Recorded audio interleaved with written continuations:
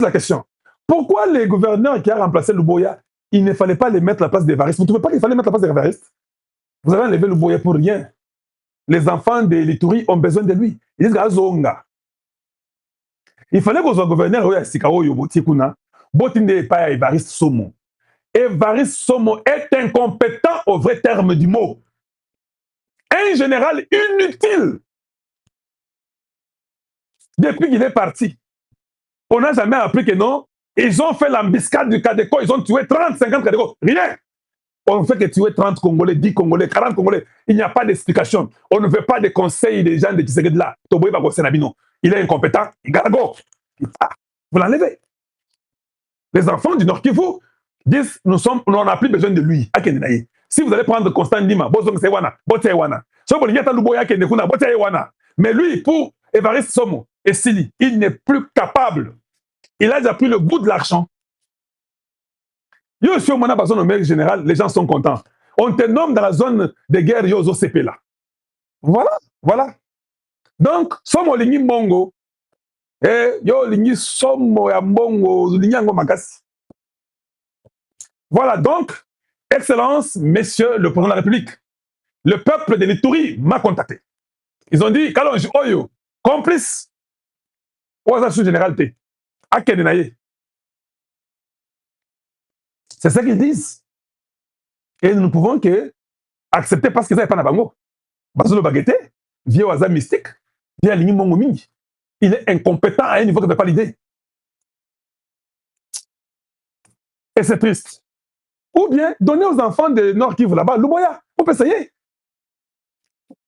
Je n'ai jamais compris au Congo. La mafia du Congo, elle est médiocre. Et je ne sais pas comment Tshisekedi peut laisser faire des choses comme ça. Celui qui travaille bien, on peut les remplacer très rapidement. Celui qui travaille mal, on les laisse pour des temps. C'est comme si nous sommes d'accord avec les médiocres. Quand même. Donc, ils sont de dire, hein, voilà. Pour ceux qui seront à Houston, le président Tshisekedi sera aussi à Houston. Il sera là, et certainement que dans des événements là, il sera dans l'un des événements. Si vous avez la possibilité de venir, venez. Ah, vous avez dit quoi? Je n'ai pas fini ma gamboya Jean-Marc. Ah, c'est trop. Attendez, suivons un peu. La probabilité est très minime.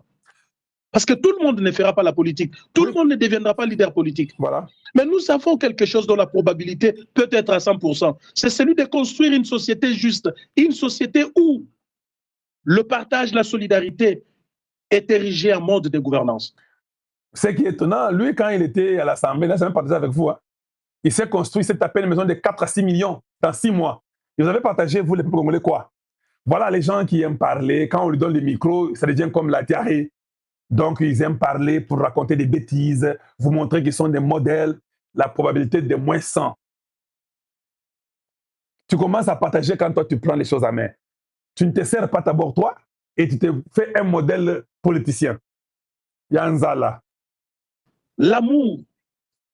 Nous devons aujourd'hui construire une société où tout le monde a les mêmes chances. Il parle de l'amour. Je pose la question. Quand tu dis publiquement que j'ai besoin que nous puissions causer avec les M23 qui ont violé nos mamans, est-ce que tu as l'amour des familles qu'on a violées? Est-ce que les gens comprennent la signification ou bien l'ampleur ou bien la profondeur de ce qu'ils disent? Vous êtes des Goma, des Bukavu, des Rutshuru, des Bunagana, des Fizi, des Uvira, vous êtes des Massissi, des Walikale, vous êtes des Chemoana, Biondo. On viole votre maman par 5 individus, des incirconcis d'ailleurs, du Rwanda. Et puis, toi, tu viens de dire, non, vous allez venir à table qu'on cause avec vous. Vous avez l'amour pour la famille, que leur maman a été violée. Vous avez l'amour. On doit éduquer beaucoup. Hein? Il faut entendre qu'ils s'ébellent parce que moi, ils athées. Les enfants des riches, des pauvres, les enfants des politiciens et de ceux qui ne font pas la politique ont les mêmes chances parce qu'ils fréquentent les mêmes écoles, ils fréquentent les mêmes universités. C'est très faux. Ce qu'il vous dit là, c'est de l'utopie. Vous demandez l'argent, surtout au Congo. Et tu n'as pas 1000, papa n'est pas trillionnaire, quoi. Tu as 1 million, c'est rien pour vous, non? Et tout le monde voudra être l'ami de cet enfant-là. La vie de l'enfant-là sera déjà gâchée. Parce que quand il vient en classe là, Personne ne regarde les professeurs. Tout le monde, la moine Elon Musk, batali sapato ya moine Elon Musk, batali pantalon, batali chemise, batali minunaye, batali misu, batali suki. Ce sont des vérités. Jamais il n'ira dans votre université. Il ira dans les universités expressement qu'ils mettront que c'est 100 000 par trimestre. 100 000, c'est l'argent que tu fais pendant une année. Bango bati yango par trimestre 100 000. Soko salika une année dans l'université wana. Il y a 4 trimestres, non? 3, 4 fois dans une année. Soko trimestre, moi, c'est 100 000. C'est 400 000. Yo, 400 000, c'est dans 4 ans. Kuna na kati za mbongo ya loyer, mbongo ya mutuka, mbongo ya kolia, nanyo surtout. Tu donnes et puis tu as 10 enfants. Tu donnes à un seul enfant, vous êtes tous morts, condamnés. 400 000 par année. Et puis, ils ont Nguba. Comment vous irez là-bas? Il faut avoir une bourse, non? Pour avoir une bourse, il faut être très intelligent. Pour faire des examens et dépasser pour être à mesure d'aller à cette université-là. Sinon, tu n'iras pas. Ce n'est pas possible. Il y a une autre école de l'État qui coûte très cher. C'est une école qu'on sélectionne les gens. C'est l'école qu'on appelle l'Académie militaire aux États-Unis. L'Académie militaire, par an, l'enfant a la valeur de 550 000 $ par an. Et puis, dans cette académie-là, tu ne payes même pas. C'est l'État qui paye pour vous. L'Académie militaire pour Air Force aux États-Unis, c'est 550 000 par an. C'est plus que même les universités là, des privés, des MIT et consorts. Parce que ces enfants-là, c'est l'État qui prend en charge. Je dis que ces enfants, nous les formons pour être les élites, les officiers de l'armée de l'air américaine.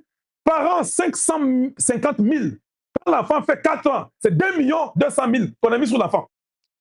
Le gouvernement américain lui-même fait. C'est pourquoi après, quand tu finis, ils disent que non, tu dois travailler pour nous pendant 5 ans.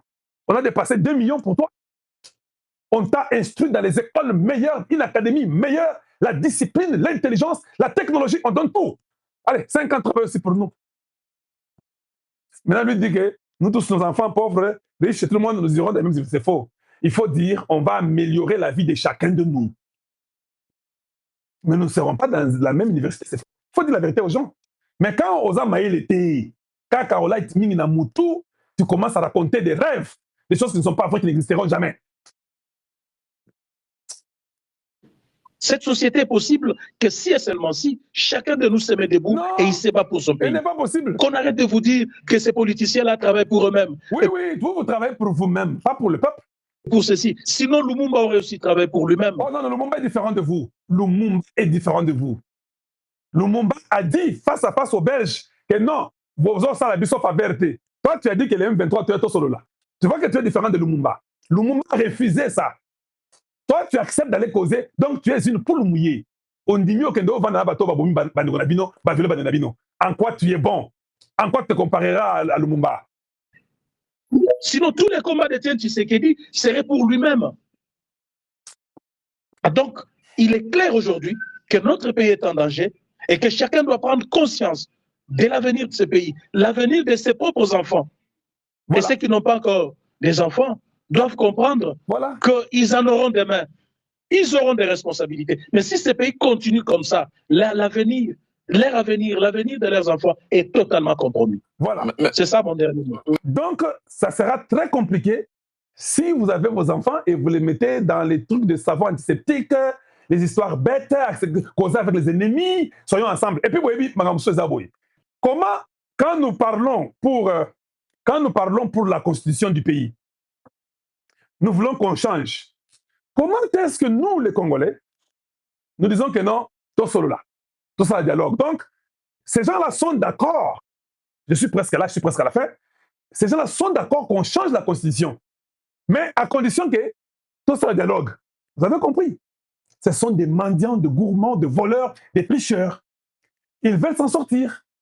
Mais un homme qui aime sa nation, tu ne changes pas la constitution, il faut bosser la pause ou la pause pour pas changer. Si tu aimes ces enfants, que tu veux qu'ils soient à l'université, pourquoi tu mets une condition? Tu ne mets pas de conditions. Voilà. Donc, les Congolais ne veulent plus de vous. Pourquoi ils ne veulent plus vous entendre? Parce que vous êtes médiocres, vous avez un mauvais langage, vous n'êtes pas bons, vous êtes des gourmands, des égoïstes. Voilà pourquoi, tellement que nous avons compris qu'il y a beaucoup de médiocres, nous avons dit, hein, mieux vaut garder même les démons que nous connaissons, qui est Tshisekedi, garder tout changer avant d'awana. On fait ça pour décourager tous ces médiocres. C'est ça. La raison, c'est ça. Hein? Si on avait des gens sérieux, si on avait des responsables, on allait dire que non, tu sais, après 2 mandats, d'ailleurs. Mais quand on regarde dans les politiciens que nous avons, papa, parmi les politiciens qui sont là, que vous êtes conscient et certain que Yehoyo a reçu la bonne de remplacer Tshisekedi. Vous en connaissez?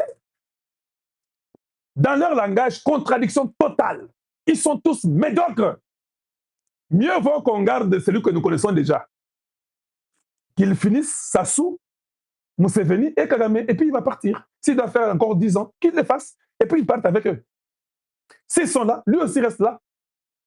Mais entre-temps, lui quand même, il nous construit des universités. Lui quand même, nous cherche les routes. Nous lui demandons seulement qu'il nous mette les courants. Parce que nous arrivons au niveau 21e siècle sans courant, ce n'est pas sérieux. Il faut que Tshisekedi fasse ça comme une priorité pour lui. Maïna courant, que tous les Congolais aient le courant et l'eau. Ils ont orchestré une paix. Moi, clique y a Batumoko Boye, pour passer la fou. Et le coup, et Outaki Wapi, et pas il y a Joseph Kabila, na Paul Kagame. Bango va créer qui est le courant. Ah, on a eu Bisabino Bandeko, Congolais.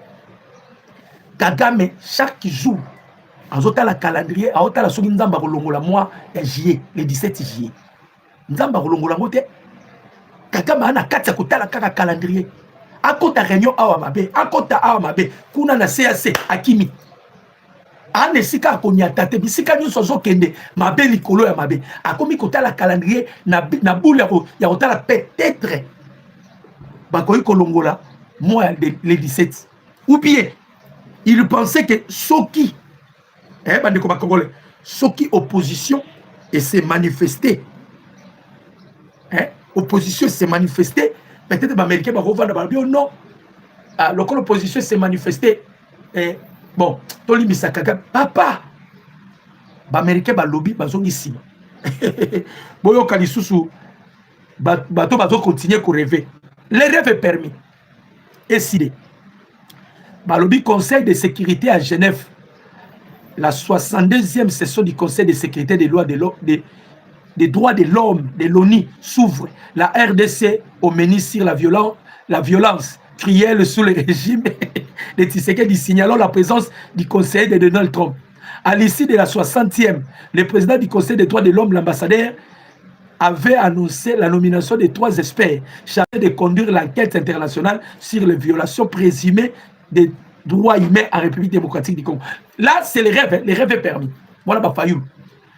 Bakendaki, na France 24, bazuki de costé. Bakesikoyo, oh, Massad Bolos, les États-Unis, bazuki de costé. Bazuki Makaba Okima. Tu rappelais déjà, c'est monsieur ici encore, Oyo Maxime Prévost. Tu rappelais, Bandeko Congolais, Boyo Kasikoyo, avant tout, Topé Sabino, je vais vous balancer les images et nous allons parler maintenant sur la libération de Minembwe.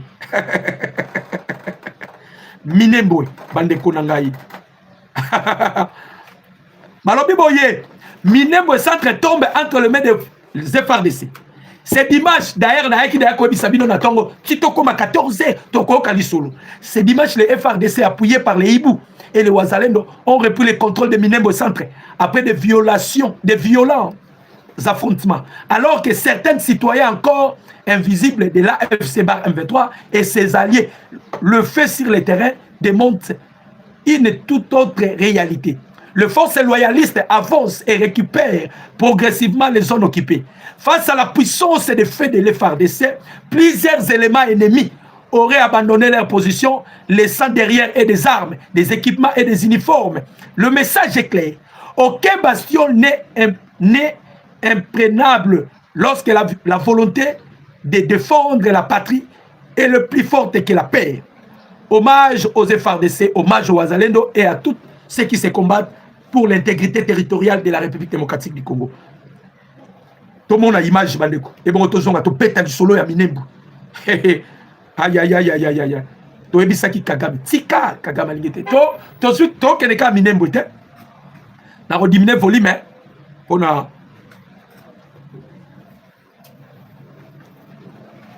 Minembwe, yango. Oh, besoin de Minembwe. Oh, besoin de Minembwe, centre. Minembo centre yango wana. Libérez papa. Minembo centre yango wana. Yango wana Minembo centre. Yango wana.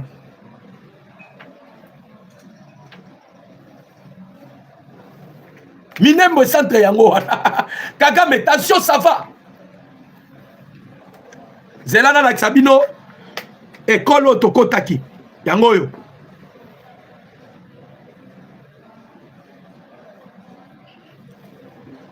Yango yo, école yango yo.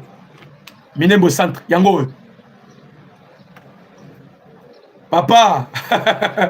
Minembo yango wana na bi bien a diminuer volume hein. Minembo yango wana. Papa, awa ozomona wa. Kagama rodai. Attention, ça va Kagame. Attention, ça va. Zela na luka pe ya basoda na biso.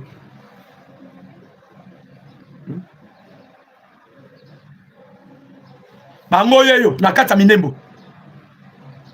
Bango yo na kata Minembo. Awa na Minembo centre. Na diminuer volume na lobby. Na balancer ba image nyonso na groupe. Bat bamona. Minembo centre yango yo. Yango yo. Yango yo. Bomoni Minembo. Bomoni Minembo. Papa, ba wande ba makasité. Na lobi na bino, lorsque les serpents noirs, ba petit bango, les serpents noirs ba leli. Ba bi siko bato ba bande kozwa ba mboka ndenge nini. Ezalaki infiltration. Ezalaki infiltration. Ba betami. Nazo ebisa bino ndeko na ngai milelo naka ya Kagame. Milelo epa yaba ennemi. Na ola sabino lisu image mususu. Institut Minembwe. Na ola sabino Institut Minembwe. Institut Minembwe. Bozomona ba ibu, wana ba ibu na Institut Minembwe. Les ibu bango wana. Les ibu bango wana. Awa na Institut Minembwe. Na bisa kibino bozo mona ba image ya Minembwe. Institut de Minembwe yango wa. Leibu. Alors boyoka bandeko ba congolais vérité sur Minembwe. En soi ba Moïse Nyarigabou ba komisaki Minembwe mboka na kati ya mboka, un pays dans un autre pays. Qu'est-ce que ba Nyarigabou ba ndeko sala na Minembwe? Ah tozo betela bino li solo. Ba Congolais baza mingi te na Minembwe. La plupart ya bato baza na Minembwe ba comprendre le langage. Bangonde batondi na Minembwe. Pona nini? Ba Nyarigabou bandai ko na Minembwe place ba Congolais baza bazo bomba bango. Bazo remplacer ba Congolais na ba Rwandais bazo uta na Kigali. Donc, il préparer Minembwe wana na habité s'il voulait faire des Minembwe quoi ou juste to habiter. Ba vérité bimi. Ba silisi ba Congolais na koboma. Ba silisi ba Congolais na ko massacrer.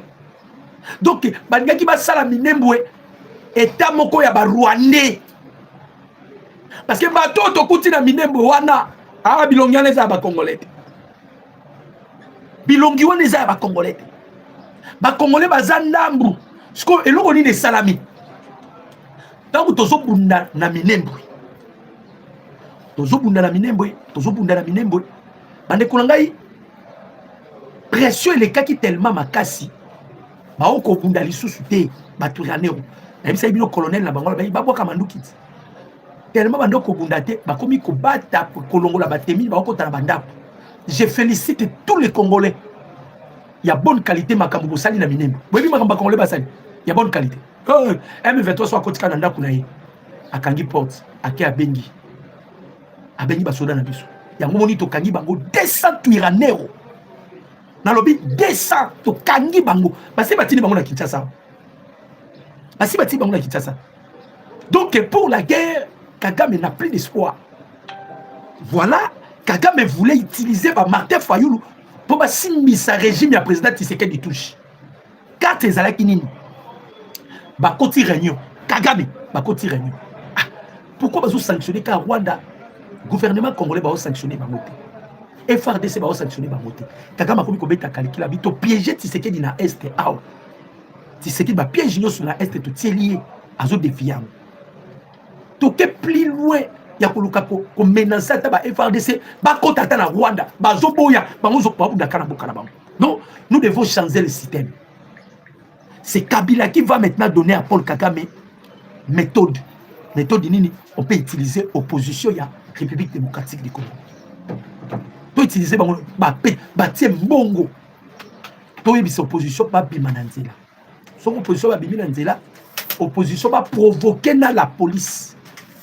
Va pousser la police à commettre ma baville. Comme ça, il mange le régime Tshisekedi, le rôle les a propres à niveau international et qu'on peut bas. C'est pourquoi on a utilisé donc Fayoulou, ce sont des gens qu'on doit arrêter. On a pris Fayoulou, on a pris Jean-Marc Kabound, on a pris Delis Sanga, on a pris Batouana Nyonso. On a pris Misolo. Va utiliser Bam. Parce que Kagame, pour ça, Kagame, ndenge ba sanctionnaki armée naie, ba sanctionner FARDC. Ndenge ba sanctionnaki Rwanda, ba sanctionner la République. C'est ça la dernière carte que Paul Kagame a zoluka. Pour ceux qui va sanctionner biso, ba kolobato va sur la même table. Là tu revends sur la même table et Kobenda lisusuta, c'est ça la carte. Or que ba Marco Rubio, baza bato bazara déjà quand je parle de l'aigle sur l'emblème des États-Unis, les États-Unis voient en avance. Les Américains ont déjà locaux et Kozala. Il y a une date butoir pour les Rwandais de quitter le sol congolais. Malgré que Kagame voulait utiliser l'opposition à Bafayoulou, mais l'opposition, ils ont tiré à terre. Pourquoi? Parce que cette date-là est colomboitée. Il n'y a rien qui peut changer la décision de Marco Rubio devant les congrès américains. Il n'y a rien qui peut changer la décision de Marco Rubio devant le congrès américain. Donc l'opposition collabore avec Kigali, n'a objectif, il y a qu'à ternir image, il y a qu'à salir image, il y a régime, il y a président Tshisekedi. Pour Nini, il y a gain de cause sur une soi-disant sanction. Vous voyez que Kabila a nous condamné à mort par notre régime et puis il est sanctionné par les États-Unis. Pensez-vous que ces gens ici vont retirer à la bongo? Yango Moni, Kagame n'a plus d'espoir dans Makamba Est. N'a pas récupérer Minembwe, centre. C'est là où s'est retrouvé Nini Nabango, Nini administration Nabango. Il y a Moïse Nyarigab. Donc, dès que na binoboyi, Nyarigab wana ba akwa kufa ko piquer crise akufi. Ba secret bimi na Minembwe. Nyarigab bozwami. Nyarigab bozwami. Ces gens ici ne pensaient même pas qu'un jour on peut libérer Minembwe centre. Bandima ka yangote. Et puis le président Tshisekedi n'a pas utilisé n'importe qui. Bobi va tout utiliser, non? Les hibous et les serpents noirs. Accompagnés avec les Wazalendo. Les Wazalendo, qui n'a rôle kakamoko. Ko bloquer ici, ce qui permettre les raids de Tabara et les Turanero, bazala ravitailler. Bisika to longi bitumba yangwa. Bisika to longi bebango, neto koti na Minembwe yangwa. Skolo ba hibou nenge ba koti Minembwe. Balobi une semaine, une semaine, na cobra, na serpent noir. Balobi to pesi une semaine. Une semaine auto pesi, c'est pour la libération de Goma et de Bukavu. Yango bomoni, avant na banda émission, j'avais exhorté Nanga. Toi tu crois que boan armé, au comprendre de boan armé quand les serpents va pénétrer comment? Même armée française devant les serpents noirs, va kokokate. Bazabana balamba mina kamba. Il y a d'autres secrets aux bomba. Balamba mina kamba. Bazaba tu normalité. Papa, tu iras nero baleli. Minembwe centre basali yango pays mususu nenge basala rubaya. Pays mususu. Et je vous informe. Oui, tu as construit sous nini, tu suis Kibabi. Bobi Kibabi zape. Bandeko, tu suis Kibabi. Dans moins d'une semaine, tu récupéré 8 localités. Dans moins d'une semaine. Mais ce que tu as dit, c'est que pasteur qui s'est tué. Tu as dit, Batumba Biamunda. Bonga Bomona Kaka. Moka Bozuna 8h. Na 9h, Babotolibino. Donc, comment qui ping pong na Est Yawana. Le président Tshisekedi devait arrêter l'hémorragie. Il y a ping pong. Bozumbo Kanatongo, après quelques minutes, Bazubino. Bozumbo Kanatongo, et comment qui ping pong. Moutabane ko créer le konanani. Tumba Biamunda, Christian Chiwewu. Depuis que Bakangi Batouana, Kagama na mot d'ordre, on pèse à l'issous. On pèse à mot d'ordre, pas Sodani na Oyokayo. Les serpents noirs dépendent de la présidence. Les hiboux dépendent de la présidence. Même les chefs d'état-major, Bango Baza direct dans la présidence. Et il parle avec le commandant suprême, le président Tshisekedi. Soba commune lié. Batuni président Tshisekedi. Awa Toza, Awa Boye Boye. C'est le chef de l'État qui va donner l'ordre. Bon pénétrer. Ceux qui le chef de l'État bon pénétrer, c'est lui qui gère la guerre. Dans le lobby, la guerre, Moutakoumi qui gère en go, c'est le président Tshisekedi. Eh, guerre des années, Moutakoumi qui gère le président Tshisekedi. Pour la nime. Kabila Salara système, mais quoi? A commis ça qui Moutounion sont officiers. Alors, net comment il y a un officier belé, Moutounia Moutabane qui ça, bah ordre naïe. Au cas où il y a si ordre oyo. Quand le président Tshisekedi a dit que ça la taxe forces sécuritaires, l'objectif il y a taxe forces sécuritaires, ils ont qui pour au final quand il lokoyo n'importe qui t'aide pour payer sa ordre et lokongo est changé. Ordre des alliés sous dans n'importe qui t'aide. T'as là-bas tout au kangaï M23 boyo kanan.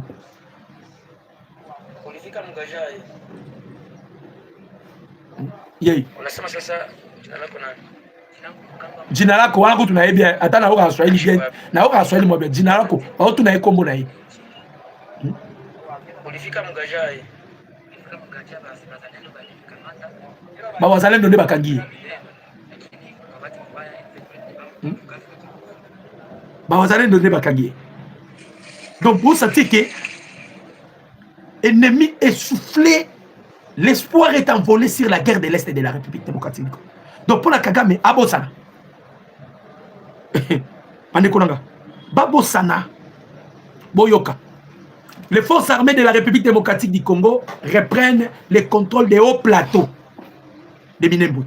Ce dimanche, les forces armées de la République démocratique du Congo, appuyées par les unités spéciales Ibu et les serpents noirs et les combattants Wazalendo, ont mené une offensive décisive ayant permis la reprise de Minembwe Centre et plusieurs positions stratégiques des hauts plateaux. À Mikengi et dans des zones environnantes, des violents affrontements ont opposé les forces loyalistes à la coalition AFC, Bar M23 et ses alliés Twiraneros. Selon les premières informations du terrain, plusieurs positions ennemies auraient été abandonnées face à la pression des opérations militaires.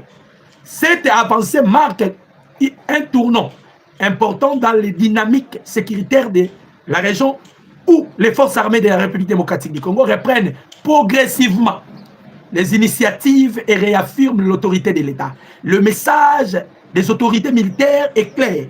La reconquête des zones occupées se poursuit avec détermination. Aucun message là-bas. Bandeko. Boyoka Bitumba. Bandeko nangai. Minembwe bozoka Minembwe. Nabi yango de bangeba ça la capitale. Il y a Empire Ima. Pardon, il y a République du Kivu. Minembwe ne ko ça la capitale. Parce qu'on a Minembwe wana eza esika oyo Azaria Soubewa na Moïse Nyarigabu bataka mayele na bango makasi. Ezali ka so poussani pembeni ya Minembwe o le Banyamulenge. Alors, le kolo bande ko utiliser Banyamulenge comme ba alibi. Les Banyamulenge oyo ba communauté Banyamulenge bazalaka contre Kagame. Ba démystifier ki Kagame. Ba déplimer ki Kagame. Moyen Kagame a plaidé sur les Banyamulenge ezali société. Parce que tango to koti na Minembwe. Bande kunanga. Ba red etabara na bango wana. Lokola ba wazalendo bazwa ki objectif ya kokanga bisika oyo ko permettre bango bakota. Ravitailler ezala kite. tant baoki batama na bandako ba congolais baoki bimisa bango to kanga bango na lobi to kangi bango 200 na Minembwe centre. Donc tozui contrôle ya Minembwe centre. Donc et ça avancé significatif pour Nani. On ne peut pas s'emparer de Goma et de Bukavu sans s'emparer de Minembwe centre. Donc au beau remarquer to on dirait tozo ya boy. On ne peut pas commencer kuna poto ya boy. Non non, tozo ke on dirait to ke le boy. Tozo sikoyo Minembwe. Tango tozo Minembwe, lobi ezalaika Minembwe te boyoka. Ezalaika Minembwe te. Lobi musale salama ki makasi. En tout cas, je félicite ma unité spéciale à Bisou. Surtout aux na bateau, on peut ça biso ba AVC oyoyo. Boyebi bateau on peut ça biso ba AVC. Bateau on peut ça biso ba AVC. Surtout aux na bango. Corruptible na ndenge vous ne pouvez pas imaginer. Yoka. Muta on peut ça rapport oyo c'est Stanis Boujakera. Nakamon. Akomo peut cette information na biso. Boujakera lobi boyi. Kibabi à son tour passe sous contrôle de FRDC. Or, Kibabi est à Massissi. Kibabi. Et quand il a 18 km, non, il a quelques kilomètres avec Nini Roubaya. Stanis Boujaker à Zoloba, 8 localités, au FCM 23 va perdre dans la semaine. 8 localités. Là, c'est Boujaker qui dit. 8 localités. De l'autre côté, les FRDC ont lancé des combats dans le village de Bouchira, dans les territoires de Kabare, au nord de Bukavu, et à seulement 18 km de la ville de Bukavu. Vous avez dit OK. Dans le nord, il y a Bukavu. FRDC va lancer offensive. Donc, pour vous dire, Mboke Kenda qui est déjà dans Rwanda. Les pays étaient déjà bandits. Kabila avait bandit les pays. Donc, c'est Kagame qui contrôlait le Congo. Congo est déjà dans Maboko Rwandais. Toujours récupérer Congo de gré et de force. Toujours récupérer Yango. Yango ana Paul Kagame, délégation à l'Union européenne qui n'est pas Paul Kagame. Boyoka lisusu eloko. Délégation à l'Union européenne, qui n'est pas Paul Kagame. Lobby. Boyoka. L'Est de la République au cœur de la raconte de Paul Kagame avec Boustram à Kigali. Le président rwandais et le représentant spécial de l'Union européenne pour la région des Grands Lacs ont échangé d'images sur l'évolution de la situation sécuritaire dans la partie orientale de la République démocratique du Congo, où les affrontements se poursuivent entre l'armée congolaise et les rebelles du M23 soutenus par l'armée rwandaise. Selon le président rwandais, les deux personnalités ont signalé notamment la nécessité d'une action concrète pour s'attaquer aux causes profondes du conflit et faire avancer une voie durable vers la paix. Masolo ba beti ya cause profonde. Oh, on a une version moussous. Version moussous les années. Union européenne, baké koluka Paul Kagame, pour la koyebisa Kagame atikate. Yango moni n'a pas joué babimisi, ils ont évoqué nini, les actions concrètes sur les attaques aux causes profondes. C'est-à-dire, bango balobi la Kagame, yo diembela ka na cause profonde, ça que cause profonde les actes étaient copimate. Wana za délégation Union européenne pour président Tshisekedi a bengani bango. Bobo sanate. Bayaki awana oya le chef de l'État a bengani bango. Batindi ba supplier Tshisekedi balobi to soit à 15% à Rubaya. Tshisekedi a lobi beaucoup zo l'autre côté. Ce qu'on pas zongi pas à Kagame pour la nini, je vais expliquer. Baké pas à Kagame pour ba yebi soki Tshisekedi a réussir pour libérer Goma, pour libérer Bukavu, pour libérer Rubaya. Tshisekedi deviendra imbattable. Batouya Est, ils vont vénérer Tshisekedi. Ils vont décorer Tshisekedi. L'opposition n'aura plus mot à dire. On a un. De deux. Ce que Tshisekedi a reçu, qu'on libérait ma entité Nyos, qu'on libérait ma Congolais au bazar, tenus prisonnières dans le régime ya Kigali. Bango, Union européenne, va aujourd'hui sur le côté de la Congo. Tshisekedi va les bloquer. C'est pour cela qu'ils sont allés derrière Kagame. Quand on est en opposition, même l'Union européenne a qui n'a quatre. Basali est fort, baluka, basali rikaka image à Tshisekedi. Heureusement, toi droit de l'homme, balobi ah, mais dans l'opposition peut tout le monde qui machette. La police, fallait qu'il se défendre. C'est même les choses qui viennent de se passer, wapi na Belgique, na Bruxelles, na Belgique et où tu peux saluer. Maxime Prévost n'a pris des leçons morales à Ropé Sabissou. D'ailleurs, c'est quelqu'un qu'on doit même Maxime Prévost wana président Tshisekedi a uta ko gangele na miso roi belge 2 fois Maxime Prévost na bozomona lokola bazala aza mwasi Macron aza mwasi Macron Maxime Prévost wana botala igande aza lokola mwasi Macron bana ba religion na bango ba mikotela ba oluka siko ba consolider yango na mwasi na bango Kagame na mwasi na bango Kagame baza basi mibali bango na bango ba Kagame wana nyo ba Maxime Prévost na ba Paul Kagame espoir sikoyo n'est que tu récupérer déjà Minembwe et puis si bango trouble na niveau vous ne pouvez pas imaginer parce que bandeko ko espérer bataki no misoloté basomaki minduki bapesaki minduki mais comment toujours ko kakolonga Tshisekedi te na ba plan nyonso tozoke na ba carte nyonso tozota sur la table Tshisekedi azaka ka muta ko renverser biso azaka ka muta ko kwisa biso tout ce qu'on est en train de faire Tshisekedi sort toujours vainqueur ndeba sali sikoyo carte na bango ya koluka kokotisa ko ternir image pourtant ba kokotisa ba makam na bango ba Genève et ça la soki ndenge nini tant ba kokotisa ba Genève boyoka bat bakufi na Minembwe boyoka bat bakufi na Minembwe le FARDC vient de corriger l'armée rwandaise. Des combats violents se sont intensifiés depuis une semaine dans les hauts moyens plateaux Itombwe, voire à Minembwe Centre. Selon des sources vérifiables, la coalition meurtrière de Paul Kagame a perdu des centaines d'hommes, centaines d'hommes et d'autres blessés, mais aussi des capturés parmi les morts. On compte une dizaine d'officiers rwandais des RDF dont nous avons trouvé les noms de certaines que voici. Boyoka, Major Zitoza, Major Ruzindana, Capitaine Gakiri, Major Nzamurambao, Capitaine Waringa, Capitaine Sebegabo, Capitaine Sesonga, Major Wabukumba, Capitaine Serugagu, le lieutenant Wabukwizi, Major Gazorere, Capitaine Jangambar, Bakombo yo, Bandeko, Boyo ki Bakombo. Selon de sources dignes de foi, depuis l'intérieur de cette coalition, les Kaoko qui se sont retirés à Minembwe parmi les civils n'ont plus suffisamment de munitions pour leur survie. Demandons à nos voyants et FARDC Wazalendo de ne pas permettre un quelconque renfort ou ravitaillement. Bandeko Kagame Sili Mayele.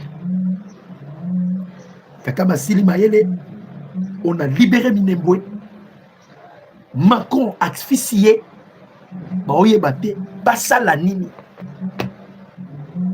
Boyo kalisusu eloko elekaki na Goma. Bandeko nanga réunion mo ezalaki tenu aux États-Unis d'Amérique. Réunion ezalaki tenu aux États-Unis d'Amérique, Massad Bolos, bazalaki bango to bazalaki.